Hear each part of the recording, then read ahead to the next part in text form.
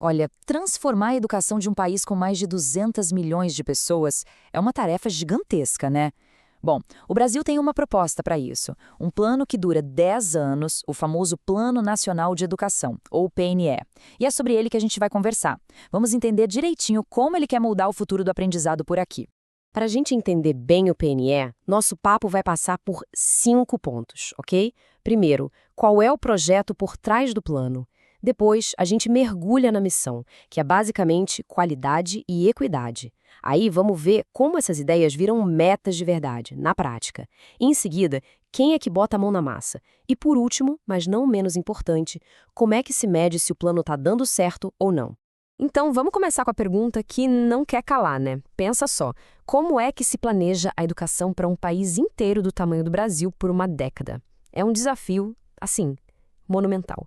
E a resposta que o Brasil encontrou para isso é justamente o PNE. Ok, mas o que é o PNE na prática?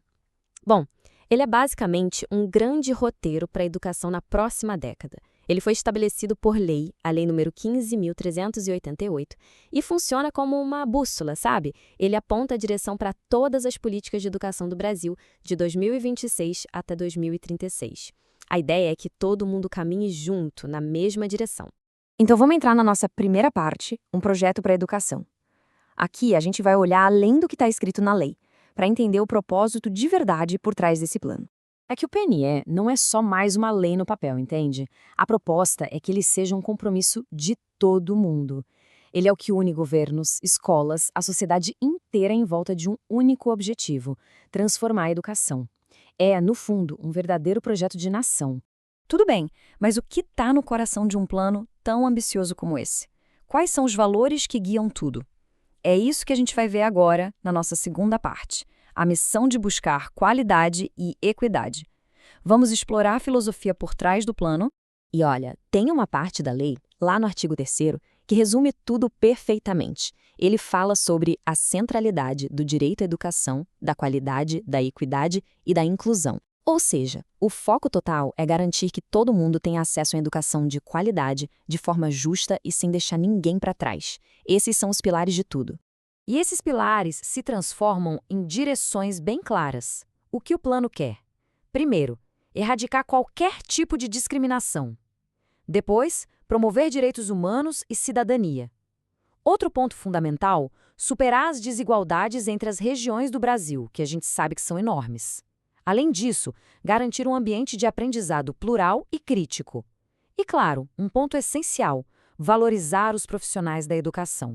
Beleza, os princípios são ótimos.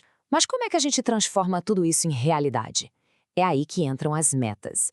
A gente chega agora na nossa terceira sessão para ver como o plano transforma essas ideias em alvos bem concretos, que dá para medir.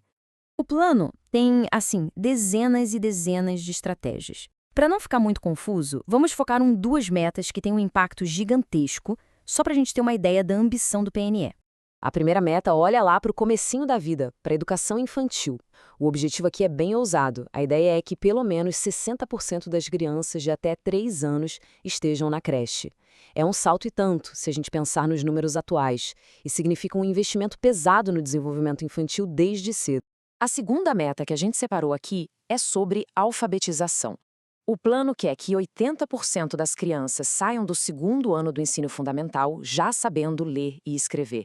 E isso é crucial, né? Porque sem isso, todo o resto da vida escolar fica comprometido. Tá, as metas são ambiciosas.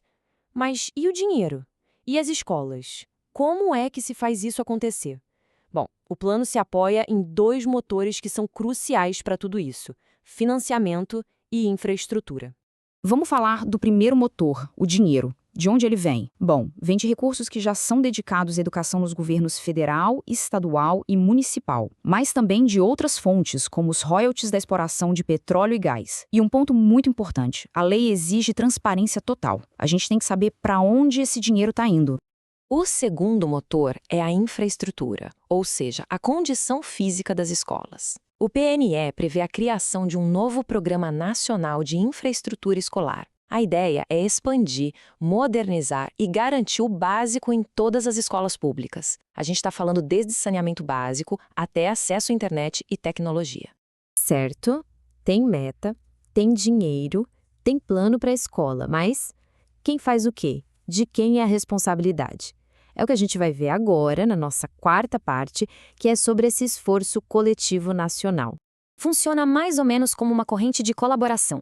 Pensa assim, no topo, a União, o governo federal, cria o PNI. Com base nele, cada estado e cada cidade tem que criar o seu próprio plano de 10 anos, mas sempre alinhado com o plano nacional. E para garantir que todo mundo converse e trabalhe junto, existem comitês permanentes que mantêm essa colaboração funcionando. E para fechar, vem a pergunta que vale ouro. Como a gente vai saber se o plano está realmente funcionando? Um plano é tão bom quanto o acompanhamento que se faz dele, certo? Então, na nossa última sessão, vamos ver como o sucesso vai ser medido. O acompanhamento do PNE é constante e transparente. Funciona assim. A cada 2 anos, o INEP, que é o nosso Instituto de Pesquisas Educacionais, solta relatórios públicos mostrando o andamento de cada meta. E, no máximo, a cada 4 anos, acontecem as Conferências Nacionais de Educação. São grandes encontros para revisar o progresso e debater os resultados com todo mundo. É a prestação de contas na prática. Então, o Plano Nacional de Educação é isso. Um mapa bem detalhado para o futuro da educação no Brasil. O destino está traçado, o caminho está definido. Até os pontos de parada para checar se está tudo certo foram estabelecidos. A grande pergunta que fica no ar é: será que essa engrenagem toda, essa colaboração entre governo e sociedade, vai conseguir transformar esse plano em realidade na vida de milhões de estudantes? Bom, a resposta a gente só vai ter na próxima década.